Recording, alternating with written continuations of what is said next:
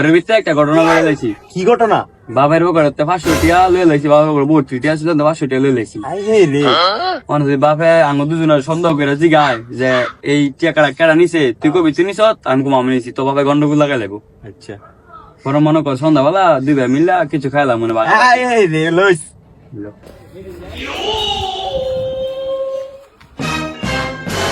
এই তোরা দুই যাই এক কথা বলিস ব্যাপার কি? আমার ঘরে তো চেনি কেডা? হ্যাঁ এবড়া আব্বাই সব বুঝা লাইছে। আরে ভাই তোর যেটা কইছিস মনে আছে?